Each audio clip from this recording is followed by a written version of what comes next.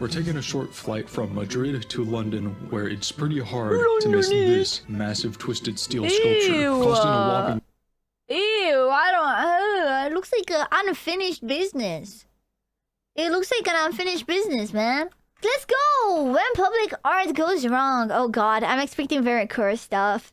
I'm expecting very cursed things. Public art is a tricky thing to get right.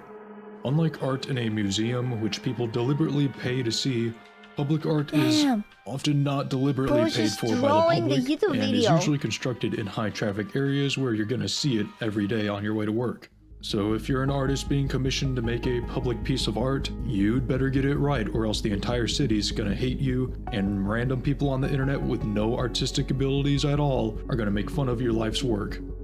So without further ado, here are 10 public art installations that went horribly wrong. Oh god.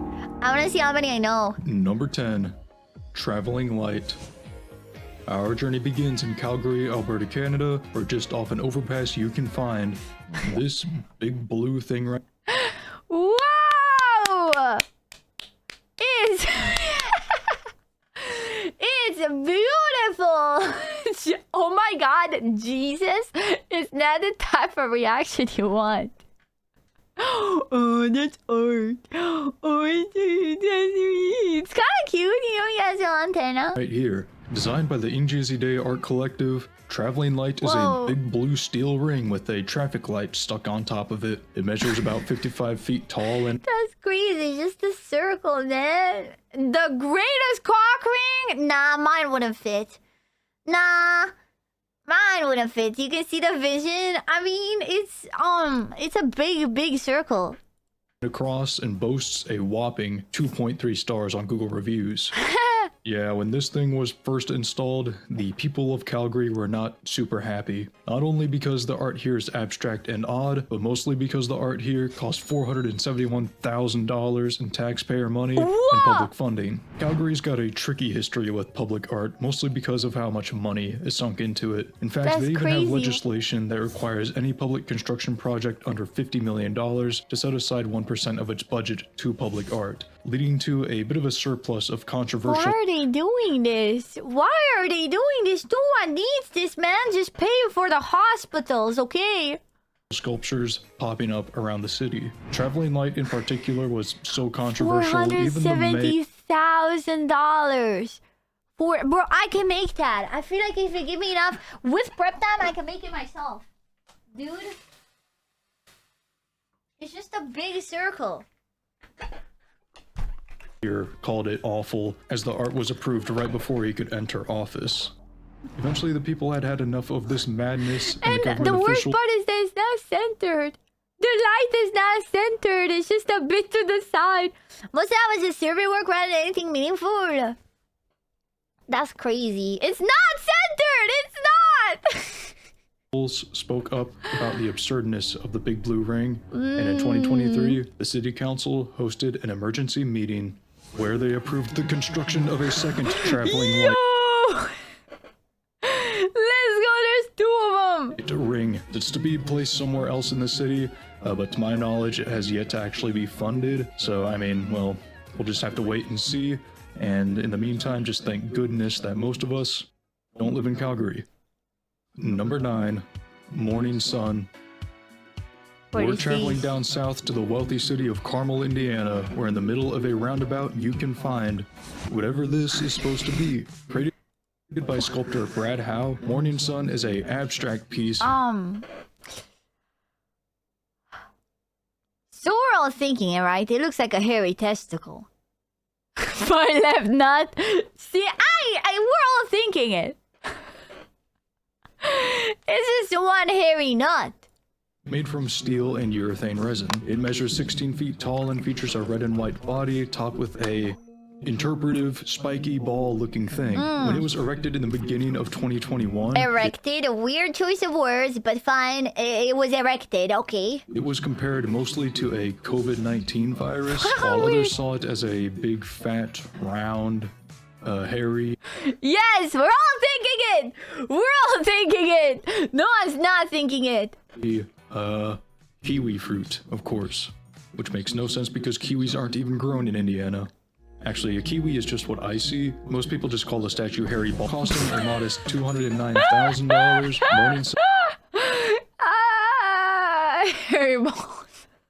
You gotta think about this, man. You gotta show this to the average person before you put it out. Sun is just one of 17 sculptures that have been built in Carmel roundabouts, together costing over $5 million in taxpayer dollars. But despite the high price tags, none of these sculptures really faced any backlash.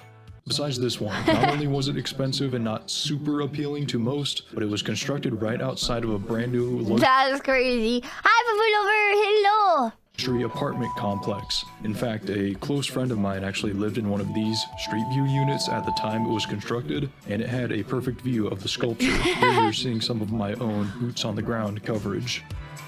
Yo, the ball sack. The hairy ball sack. It was debated whether the sculpture should stay or not. And in late 2022, at the cost of an additional $50,000, the sculpture was eventually moved to a different roundabout 2 miles north, where it sits closer to 2 roundabouts that also feature some of Brad Howe's sculptures. Number 8. Talis Dome. We're moving back to Alberta, Canada, this time to the city of Edmonton. And what better place to put a $600,000 public art piece? That's, I mean, what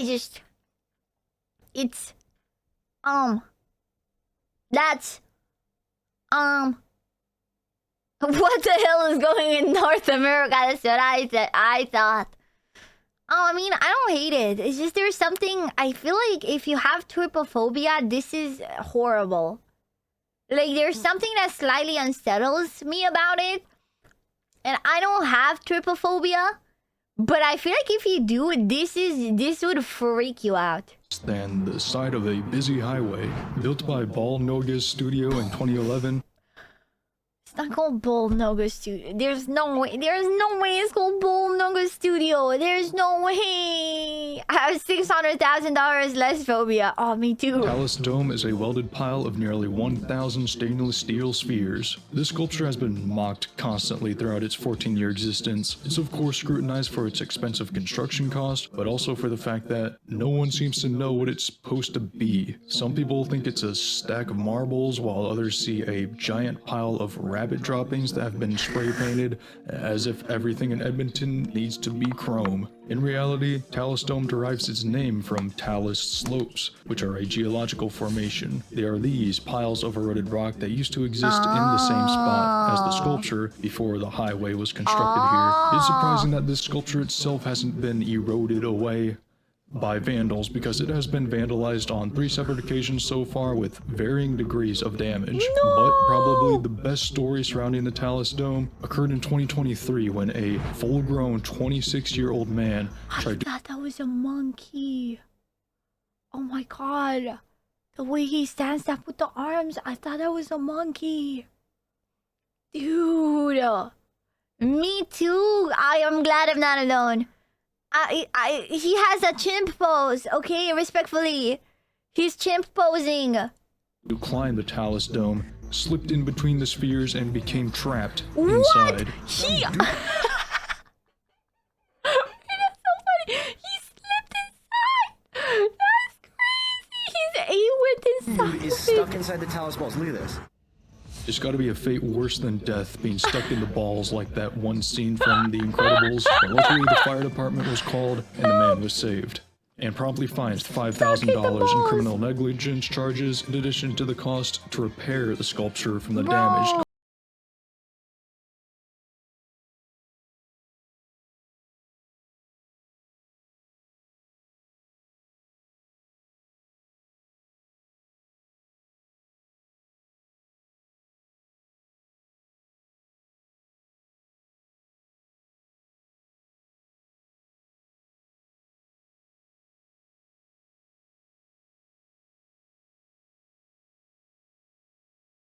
And that's exactly what it is. This somewhat inconveniently placed sculpture measured 12 feet tall. I just feel like it would annoy me if I wanted to pass through there. Just thick. Because I'd have to walk around. Look at this guy. Look how much he has to walk around it. Yeah, that would piss me off. and 120 feet long, which made it long enough to cause a lot of outrage among pedestrians. Yeah. With a construction cost of $175,000, about $600,000 in today's money, the tilted arc was seen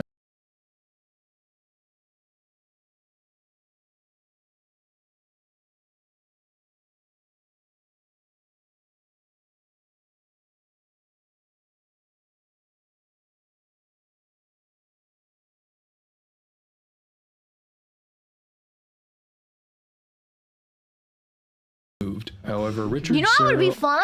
If you had this, but there were holes in it.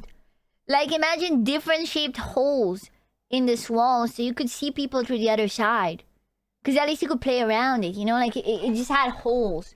Like, maybe like a star hole, like a heart hole, you know? Like just like holes all around. That'd be along with fun. many art lovers, all shamed those who wanted to take it down. They particularly shamed the government, as it was the government who commissioned Sarah to build the Ark in the first place, and the Ark was promised to be a permanent display. And because it was so large and heavy, to remove it would mean destroying it. It was eventually ruled that because the Bro, Ark I'm was sorry. I don't think it's that hard to make. Like, bro, it's just a sheet. It feels like it wouldn't be hard to replicate. funded by the government, it was thus owned by the government, and it was the government's decision to destroy it 8 years after its construction. Yes, to the joy of many, but to the dismay of many others, including Richard Serra. And although Serra just recently passed away in 2024, many of his works and sculptures still exist. Man, many very similar Bro to, really likes his metal sheets. but much less controversial than his tilted arc. He loved walls, man. Number He 6. should watch Attack on Titan, okay? He would have loved it. The Embrace. We're staying on the East Coast, but moving to Boston, Massachusetts, where in 2023, this massive bronze sculpture was erected in the Boston Commons. The sculpture depicts the hugging arms of Dr. Martin Luther King Jr. and his wife, Coretta Scott King. It is based off of this famous photo of Dr. King shortly after receiving the Nobel Peace Prize. The statue measures 25 feet wide It's and just 20 that feet it's a bit uncanny the way this thing's loop and there's like no person, but... tall, and is meant to be a monument to Dr. King's legacy as a leader in the civil rights movement. So, what seems to be the problem here? The sculpture doesn't seem controversial, and although it cost about $10 million to build, it was largely funded through a non-profit organization, not through the government. Okay. Well, the thing is, when you actually view the sculpture from the ground in the round, it's not really easy to tell. I see the problem. I'm beginning to see the problem. What it is. In fact, because the sculpture features no face, I'm beginning to see the problem. Damn! or obvious hints as to what it's supposed to represent, many people who saw the sculpture for the first time saw a variety of different things from different angles. I can see how yeah. The missing heads, that's the atrocity. Although people glam onto that, it's a stump that looks like a penis. Yes, from many angles, the sculpture looks rather phallic, especially from this one. The controversy behind the sculpture spread around the world, with many harsh comments directed towards the city for approving such an interpretive, abstract-ish piece of art. And the artist himself. That's crazy Hank because the message behind it is cute, but the way it does look in execution, Thomas gained quite a bit of scrutiny, but luckily he didn't seem too bothered and put down by the harsh comments. When you put art in the world, you can't control what people see. You know, I think about the like it's just that because we know human anatomy, like this could be like someone's ass as well, you know. Rorschach test, the inkblot test, you know. Nowadays, the sculpture isn't too much of a problem, as most people know what it's supposed to be by this point, and most people can appreciate what it represents. But it is still common for some first-time passerbys to get a little confused at what they're looking at. Number 5, the Madrid obelisk. And we're finally escaping North America to Madrid, we're Spain, out! where in this big honkin' roundabout, you can find a big honkin' bronze spike. Built in 2009 and designed by architect Santiago Oh my god, Calatrava, wait, there's like this something in this in Bucharest. It's just a spike with like a fucking metal nest on top of it.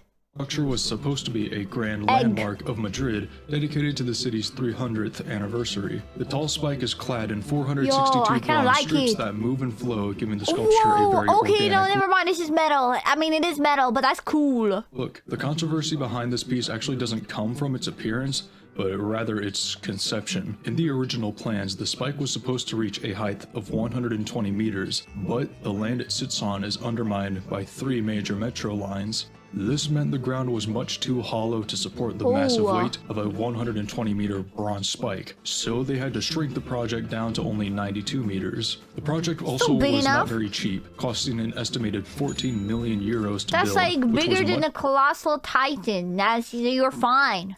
Much more than what was anticipated, even before the project was shrunk. Luckily to the taxpayers of Madrid, the obelisk was a donation to the city by a large bank firm. Unluckily for the taxpayers, once the construction cost was initially increased, the bank requested the city to donate a large lump sum of cash to help support the construction of the city's own gift. That's crazy. Luckily for the taxpayers of the city was able to refuse this request, and the bank was able to cough up enough money to finish their own project. Unluckily for the city, once it was finished and the sculpture was powered on, the cost to maintain the heavy hydraulic system that moved all the bronze ribbons went on to exceed 6,000 euros. That's per day. This money was all coming from taxpayer dollars, and after only 1 month of operation, the hydraulics were turned off and the sculpture has remained still ever since. Contrary to the obelisk's initial goal, they should make it so the wind does that, you know? Being a major landmark for Spain, meant to even match the significance of the likes of Paris's Eiffel Tower, the Caja Madrid obelisk now just kind of stands as a landmark for horrible city planning. Yep. Number 4, the orbit. This one's a little less easy to draw. We're taking a short flight from Madrid to London, where it's pretty hard to miss this massive twisted steel sculpture, costing a whopping...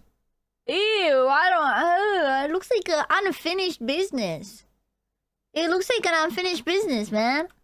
24 million British pounds. This project was built and luckily largely privately funded by the ArcelorMittal steel manufacturer. The orbit was originally constructed for the 2012 Summer Olympic Games and was to serve as a permanent monument to the event. The sculpture measures 115 meters tall and is comprised largely of red tubular steel that twists and winds all around a central trunk. Unlike most art, this sculpture is not just for show, as in the central trunk is an elevator that takes visitors up to a large observation deck. They really want an Eiffel Tower, bro. Everybody wants the Eiffel Tower. Also get your steps in by taking the massive spiral staircase that winds around the central trunk. The orbit was designed like a messed by up artist roller coaster. Anish Kapoor, who's most famous for his Cloud Gate sculpture in Chicago.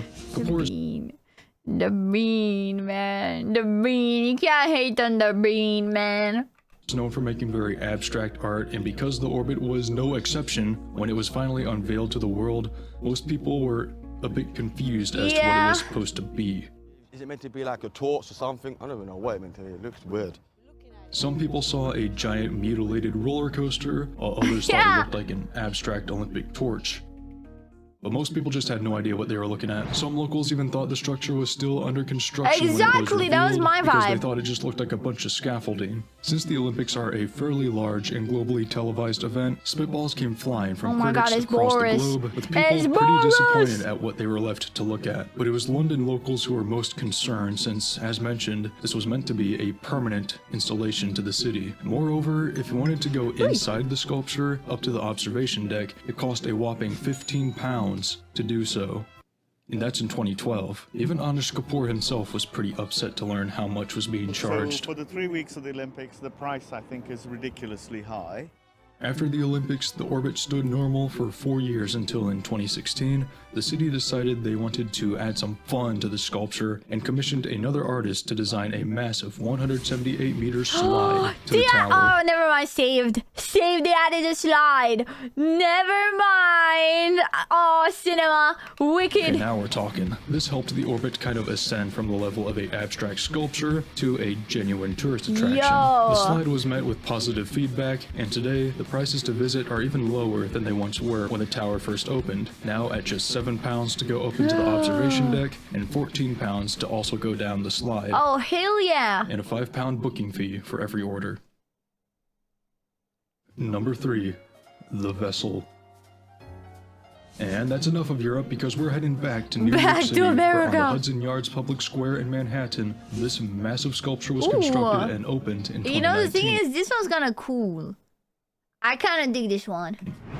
The vessel was designed by designer Thomas Heatherwick, and like Anish Kapoor's It's Orbit, giving Gundam. the vessel is an interactive sculpture. It is made out of carbon steel, which probably makes it one of the heaviest sculptures on the list. It's also pretty tall, measuring at 150 feet in height, and is comprised of 154 flights of stairs. Oh my god, it's even cooler on the inside. Nah, that's fire. With 80 landings that kind of act as small observation decks. Fortunately, the vessel was privately funded by a large real estate developer because the final construction cost was estimated to be between $150 to $200 million, which makes it the most costly piece of art on our list. So then what makes the vessel so problematic? And why is privately funded in quotation marks? Well, when it was first constructed, Hudson Yards, where the sculpture sits, claimed all ownership of any photos taken of the sculpture. This did not go over. You cannot copyright the ability of people taking photos. That's insane. Very well with the public, mainly because this claim is ridiculous and almost impossible to enforce, but also because at the time the vessel was constructed, nearly $4.5 billion in taxpayer money had been sunken into the Hudson Yards area. And who is one of the main real estate developers in Hudson Yards? The same developer that paid for the construction of the vessel. Ooh, yeah, so this was not a very good look for the developer or the Hudson Yards as a location, and they promptly retracted their strict photo policy. Aside from this hubbub, the actual appearance of the piece was also a little controversial. Some criticized the piece I like how it looks. I really dig it, but that's crazy. being a useless staircase to nowhere, and many think it just looks like a giant shawarma. Yeah, that's cool. It does look like a giant shawarma, but that's cool. Been slated as not being very wheelchair accessible. In fact, most staircases aren't, according to my research. Although it does feature a single glass elevator that can take guests up. I mean, okay, I'm sorry. I'm sorry. If you can't walk and you go to walking upstairs, Colin, I don't think walking upstairs, Colin, is gonna be accommodating to those who can't walk. Okay, the thing is, definitely there should be, you know, if you're trying to like get into a building, there should always be ways. But this is literally just a useless sculpture whose point is stairs. Okay, the point of it is stairs. To the top it's the stair sculpture. Deck, it's a pretty slow it's and not low gonna have capacity ramps. ride for an area as busy as New York City. And if you want to go to the top level of the structure today, you can't because it is closed off to the public. No! Why? Well, that's why. Oh. Okay, but then wouldn't the 5th floor be the same thing? Like 6th floor, 5th floor, 4th floor, same thing, man. Within just 18 months of opening, 3 people had taken their own lives by leaping over the glass barriers surrounding the staircase of the vessel.